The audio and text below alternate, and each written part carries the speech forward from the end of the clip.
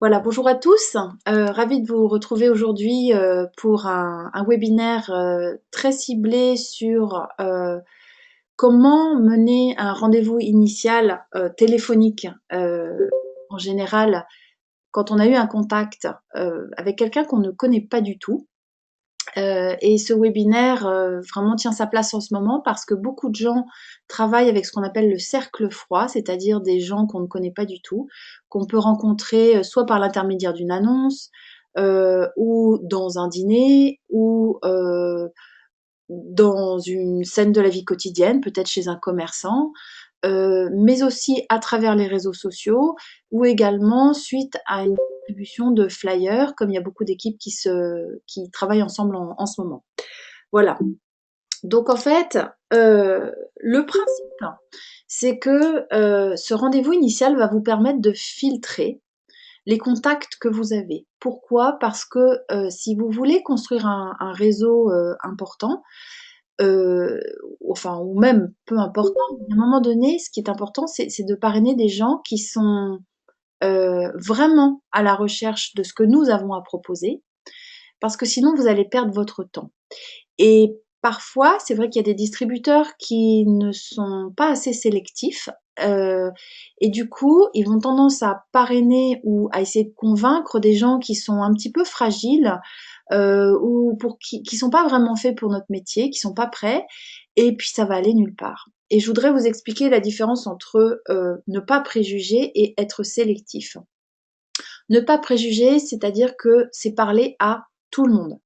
Proposer cette opportunité à tout le monde, que quelle que soit la profession de la personne, quelle que soit sa situation financière et quel que soit quelque part son niveau d'études. Alors je ne parle même pas de la couleur de la peau parce que ça c'est même pas un critère.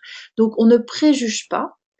Par contre, on est sélectif, c'est-à-dire que on veut dès le début euh, rester en contact avec des gens qui sont polis, des gens qui se présentent au rendez-vous ou qui s'excusent s'ils ne peuvent pas y être, des gens après lesquels vous n'avez pas à courir, et puis des gens qui sont vraiment prêts à changer de métier ou changer de domaine, ou changer leurs habitudes de travail, et puis travailler en tant qu'indépendant. Donc ce rendez-vous initial que vous allez avoir avec les gens va permettre d'être sélectif un minimum. Donc, le principe, il est le même pour tout le monde. C'est-à-dire qu'il y a un moment donné, vous allez par exemple passer, comme je vous le disais, une annonce, contacter quelqu'un par les réseaux sociaux, etc. Et selon comment ça se passe, l'idéal, bien sûr, c'est de l'inviter à une réunion d'information publique. Euh, Parce que c'est beaucoup plus puissant. Maintenant, ça n'est pas toujours possible ni facile. Et en particulier avec toute la stratégie qui est faite en ce moment avec les flyers, parfois les gens ne peuvent pas venir à la présentation qui a lieu le soir ou le lendemain. Et du coup, c'est important de tout de suite fixer un rendez-vous téléphonique. Donc l'idée, c'est aujourd'hui, c'est de voir comment va se dérouler cet appel, comment on le prépare. Et puis derrière, bien sûr, il faudra éventuellement fixer une présentation, fixer un rendez-vous de suivi et garder le contact si la personne n'a pas pris de décision. Alors, lors de tout, je dirais, ce déroulement, il faut vraiment avoir de la posture. C'est-à-dire que les gens, on est dans une société où les gens veulent tout savoir tout de suite.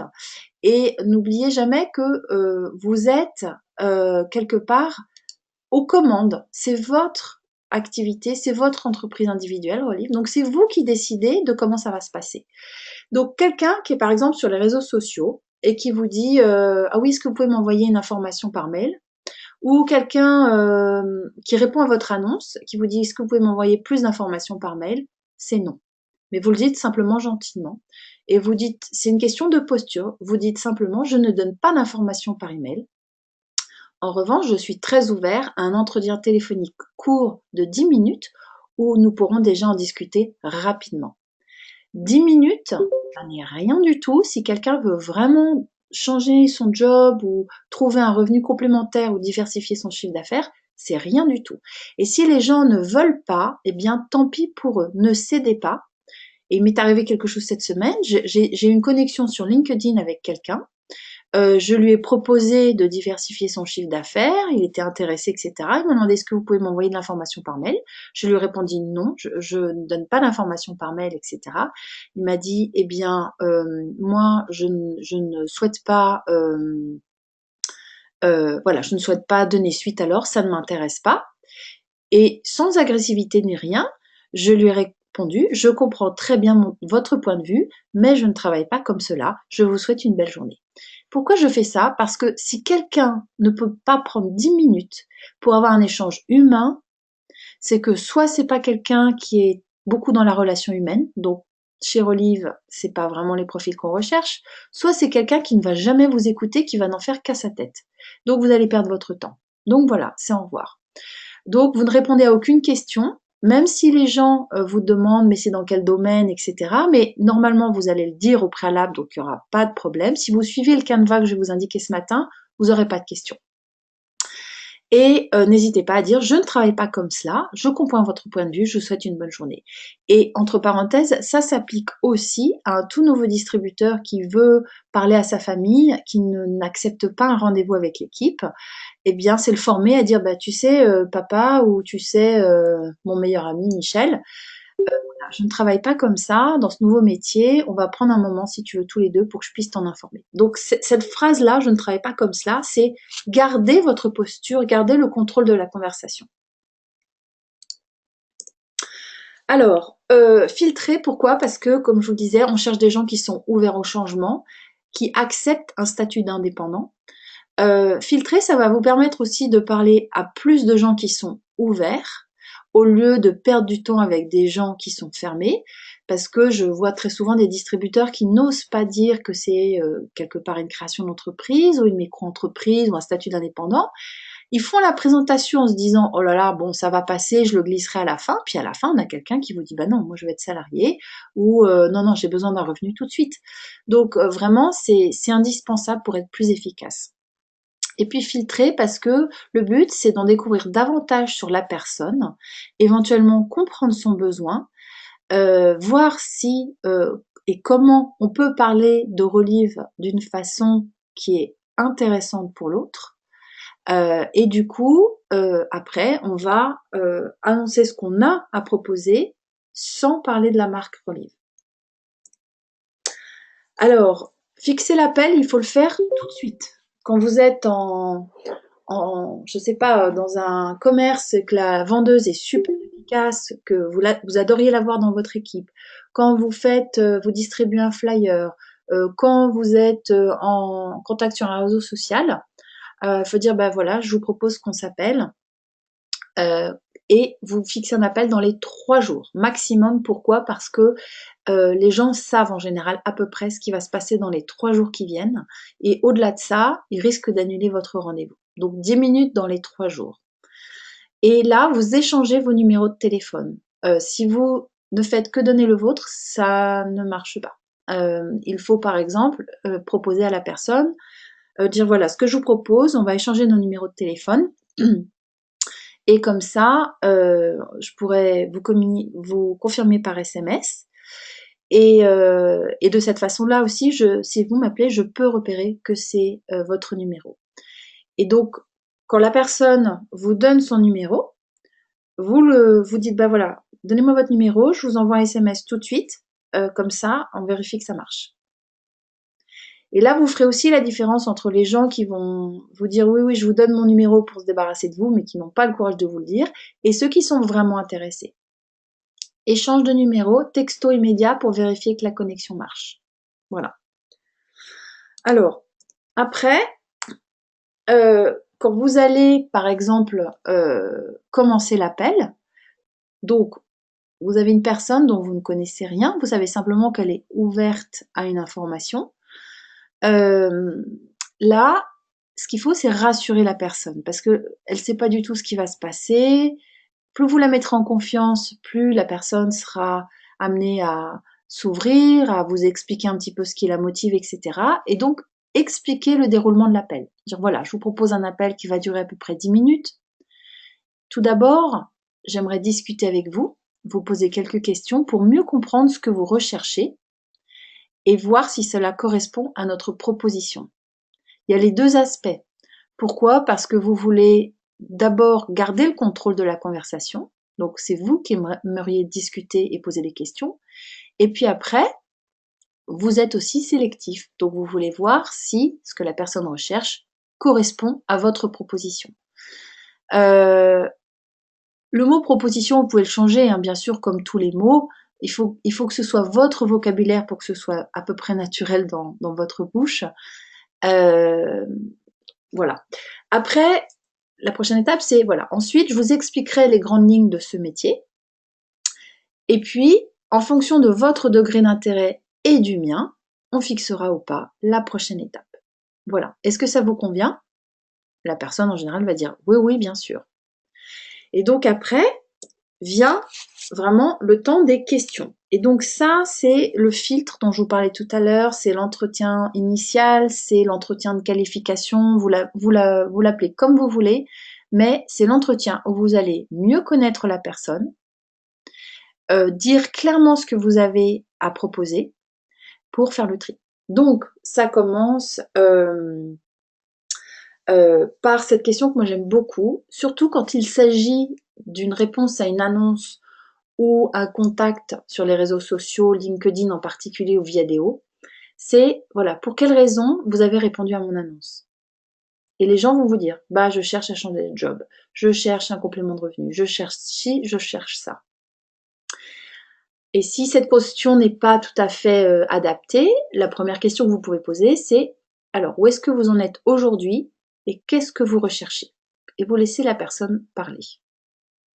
Si vous voyez que la personne part en live complet, vous reprenez la conversation, vous dire voilà, excusez-moi, on n'a que 10 minutes, j'ai encore 2 autres questions à vous poser, je me permets de vous interrompre. Alors la question d'après, ça peut être par exemple, qu'est-ce que vous aimez faire et qu'est-ce que vous détestez faire?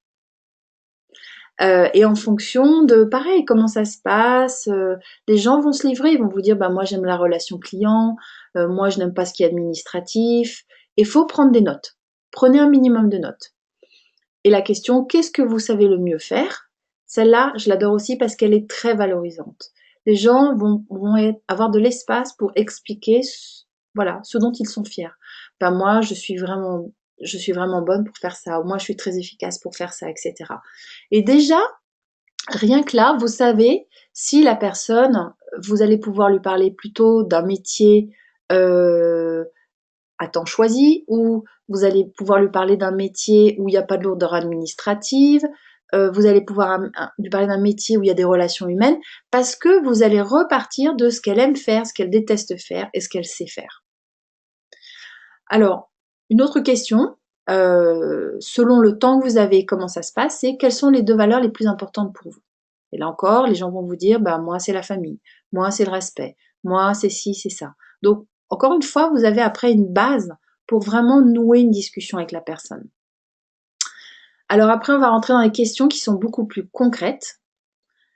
Êtes-vous prêt à diversifier votre activité, vraiment? Ça, c'est par exemple si vous parlez à un coach qui veut un complément de revenu. Ou est-ce que vous êtes vraiment prêt à changer de métier? Oui, oui, je suis vraiment prêt. Ou est-ce que vous êtes prêt à apprendre un autre métier? Ou ça peut être, est-ce que vous êtes prêt à dégager un minimum de temps pour construire un revenu complémentaire? Ou est-ce que vous êtes prêt à travailler dans un secteur qui est différent? Là, c'est être clair sur le niveau d'engagement de la personne. Oui, je suis prêt à le faire. Je dis pas qu'ils vont le faire pour autant derrière, bien sûr. Mais déjà, ça clarifie les choses. C'est, voilà ce qu'il faut que vous fassiez. Est-ce que vous êtes prêt à changer? Est-ce que vous êtes prêt à apprendre un nouveau métier? Est-ce que vous êtes prêt à accorder du temps au développement d'une activité complémentaire? Et la dernière question, c'est, avez-vous déjà songé à créer votre propre emploi en vous lançant en indépendant? Ça, évidemment, si la personne est déjà indépendante, vous n'avez pas à poser cette question. Ça, c'est important parce que la personne va vous dire, par exemple, oui, c'est vrai que j'y pense très souvent, mais j'ose pas. Ah bon, pourquoi? Oui, j'y pense, mais j'ai jamais trouvé la bonne opportunité. Ou, bah non, c'est quelque chose qui me fait peur. Là encore, vous allez savoir où la personne en est. Parce que, faut être très clair, les gens vont avoir 3 craintes quand vous allez leur parler de relive en tant que métier. Première crainte, c'est Est-ce que cette boîte est légale, légitime? Est-ce que c'est pas une arnaque? Deuxième crainte, c'est est-ce que je suis prêt à être indépendant, travailler en indépendant? Et troisième crainte, est-ce que je suis capable d'y arriver? Donc, plus dans l'entretien, vous allez comprendre un petit peu comment les gens se situent par rapport à ces trois craintes-là, en tout cas les deux dernières, plus vous pourrez nouer un dialogue avec eux et surtout connecter les histoires. Parce qu'à un moment donné, on reste un métier de connexion à des histoires pour rassurer la personne. Alors, une fois que vous avez fait ce canevas de questions, évidemment, si la personne vous dit « Ah non, moi je veux surtout pas un travail en indépendant », c'est pas la peine d'aller plus loin. En revanche, si la personne vous dit « Ah oui, vraiment, je suis très ouverte à travailler en indépendant », ça me pose pas de problème, même si ça me fait un peu peur, etc. Donc là, vous allez parler de votre projet, de ce que vous avez à leur proposer sans citer Relive. Et ça va se présenter par exemple sous cette forme-là qui dit, voilà, je vous propose de créer un partenariat avec une entreprise familiale. Ça rassure beaucoup les gens. Excusez-moi, hop. Et il s'agit d'un projet clé en main. Donc, c'est une société qui est présente dans 16 pays, mais qui se développe tout récemment en France. Là, vous rassurez la personne sur notre légitimité. Et nous sommes dans le secteur de la nutri-prévention, ou si vous préférez, du sport. Ça, c'est à vous de choisir en fonction de la personne qui est en face. Et là, vous continuez à expliquer ce que vous proposez. Vous dites, voilà, je vous propose un statut d'indépendant, sans lourdeur administrative, c'est un statut ultra simplifié, mais vous créez votre propre entreprise au sein d'une équipe avec notre marque. Vous êtes un peu comme un freelance, mais avec une structure autour. Il n'y a pas de problème à utiliser un vocabulaire qui est différent du marketing de réseau, mais qui est plus proche du vocabulaire des gens. Donc, vous allez pouvoir construire votre propre entreprise avec un produit qui est breveté, autour d'une fondation qui donne beaucoup de sens à ce qu'on fait. Il y a une formation continue qui est gratuite. Il y a une équipe qui est pour travailler avec vous. Et on a des outils marketing modernes. Vous pouvez avoir votre propre site web. Donc, en gros, nous, on vous apporte tout, le produit, les outils, l'équipe, la formation. Et tout ça, vous repartez dans l'objectif de la personne, dans le but de développer votre revenu complémentaire, dans le but de vous aider à diversifier votre chiffre d'affaires. Donc, vous ramenez le projet à leur problématique. Tout cela dans le but de vous permettre de changer de métier peut-être en 2 temps. Tout cela, voilà. Donc, voilà notre projet. Le produit, il est annexe. La marque, elle est annexe. Il s'agit déjà d'obtenir l'intérêt et l'engagement des gens sur un descriptif de projet. Et là, la question elle est toute simple. Est-ce que cela peut vous intéresser? Ah oui, ça peut vraiment m'intéresser. Eh bien, moi, personnellement, je reprécise. Vous avez bien saisi que c'est un statut d'indépendant. Même avec une structure très légère, vous n'êtes pas salarié. Oui, j'ai bien compris. Et là, vous fixez un rendez-vous, présentation d'une 30aine de minutes derrière, pour avoir le temps de bien parler de Relive, de connecter votre upline, de connecter éventuellement une autre histoire et de montrer le soutien du réseau. Alors, ensuite, vous allez peut-être avoir des objections parfois. Vous allez petit à petit apprendre à y répondre. Il y en a une que j'entends parfois quand les gens connaissent le marketing de réseau, c'est qu'ils me disent « Est-ce que c'est Forever ou est-ce que c'est Herbalife ?» Moi, je réponds « Non, c'est ce que vous recherchez ?» Et là, les gens vont vous dire en général, bah non. Mais ils vont vous dire soit non, j'ai déjà travaillé dans le marketing de réseau, mais bon, j'ai pas aimé telle société. Ou alors, ah non, moi je veux pas du tout de ci, je veux pas du tout de ça. Donc, en tout cas, c'est une réponse qui va vous permettre de savoir pourquoi la personne vous dit ça. Pareil, si les gens vous disent c'est du marketing de réseau, déjà c'est qu'ils connaissent, ils y ont certainement déjà travaillé. Donc, vous leur dites c'est ce que vous recherchez. Et c'est là où, en général, les gens vont vous dire ah non, pas du tout. Moi, je rentre pas dans le débat, je dis qu'une chose, je dis, vous savez, le marketing de réseau, c'est comme l'industrie de la restauration. Vous avez des McDo, des restaurants 3 étoiles, et puis la petite brasserie du coin avec un cuisinier chef local qui a une passion pour ses produits de terroir. Ce sont 3 restaurateurs, ils travaillent différemment, ils ont des produits de qualité différente. Voilà. Qu'est-ce que vous en pensez? Et là, je fais réfléchir les gens. Ne pas rester bêtement coincé sur une mauvaise expérience en marketing de réseau, mais peut-être s'ouvrir sur une nouvelle société.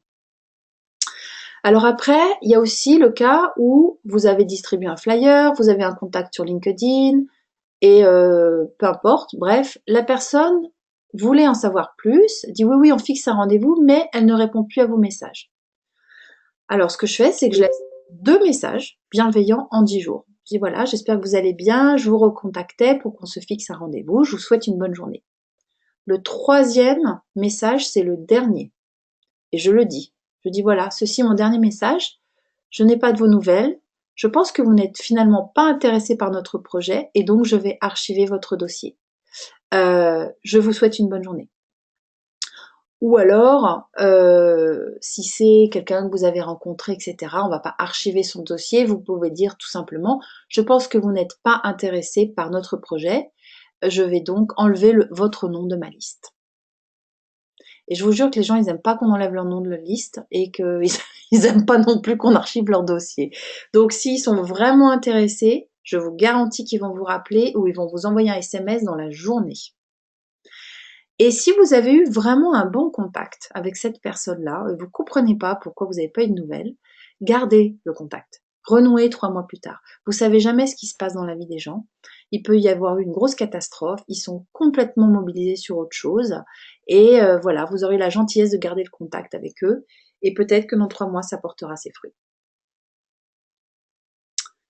Alors, après la présentation, donc vous allez faire une présentation, je rappelle un petit peu le canevas pour prendre la décision. Donc, est-ce que vous êtes intéressé ou pas? Quels seraient vos freins? Comprenez ce qui fait un petit peu peur à la personne. De quelles informations avez-vous besoin pour prendre une décision? Et après, c'est la stratégie de aide à la décision. Donc, petit 1, je vais vous envoyer un mail avec 3 liens. Ne mettez pas trop de liens. Vous allez noyer les gens. Il vaut mieux 3 ou 4 liens très efficaces et ciblés par rapport à leur demande que 10 liens. Donc, je vais vous envoyer 3 liens. Pouvez-vous les regarder et noter vos questions? Est-ce que, voilà, on a une réunion d'information avec toute l'équipe mardi soir. On a une formation un samedi matin. Est-ce que vous pouvez y assister? Essayez de raccrocher les gens à notre système. Et puis, vous dites, voilà, je vous propose de fixer un rendez-vous de principe pour la suite. Vous pourrez l'annuler très facilement par SMS si finalement vous n'êtes pas intéressé. Mais voilà, mon agenda se remplit très vite. Je pense que le vôtre, c'est pareil. Donc, fixons tout de suite un rendez-vous. Quand est-ce que vous aurez eu le temps de regarder cette information? Et vous laissez la personne répondre. Parce que là, vous évitez aussi le fait de rappeler les gens alors qu'ils sont partis en vacances, mais vous n'en savez rien. Donc vous leur courez après, mais ils sont pas là. Alors le mail après la présentation, moi je mets toujours en général le document qui s'appelle classeur de l'opportunité relive sur internet, qui est très bien fait pour réexpliquer l'opportunité professionnelle. Je mets le lien de une page produit qui peut intéresser la personne, donc soit la page Now par exemple, nutrition de base, soit la page Energize pour les sportifs. Et je mets soit un lien sur la fondation s'ils étaient intéressés par ça, et je mets toujours un paragraphe sur la lunasine. Pourquoi? Parce que je pense que beaucoup d'entre vous le savent sur cette ligne ce matin, on lit un peu de tout et n'importe quoi sur la lunasine, et moi je préfère prévenir que guérir. Donc j'ai un petit paragraphe que vous avez dû avoir de votre upline normalement, pardon, qui dit, voilà, si vous voulez la lunasine, on lit un peu tout et n'importe quoi sur la lunasine. Le seul site scientifique indépendant, c'est lunasine.com. Alors oui, il est en anglais, mais laissez les gens aller le voir, parce que c'est un site vraiment, même si on n'est pas anglophone, on voit que c'est sérieux, c'est scientifique, etc. Et que ça va contrer les sites malveillants qui peuvent exister. Du coup, après la présentation, vraiment, donner des liens aux gens pour les diriger sur des sites qui sont officiels et qui donnent une information officielle. Vous pouvez aussi leur mettre, par exemple, le site de la Fédération de la vente directe avec le lien qui montre que Relive est une entreprise légale et non pas une pyramide. Ça, c'est particulièrement utile quand vous travaillez dans le marché froid et que les gens ont besoin d'être sûrs que Relive, c'est une société qui n'est pas une arnaque. C'est normal. Si vous, vous découvrez une société dont vous n'avez jamais entendu parler, voilà, vous allez, la première chose que vous vous demandez, c'est est-ce que c'est une arnaque ce truc? D'où ça sort ça? Pourquoi j'en ai jamais entendu parler avant? Donc c'est complètement légitime. Voilà, j'ai fini pour ce qui est de la, voilà, la conduite de ce rendez-vous initial. Je vais simplement arrêter l'enregistrement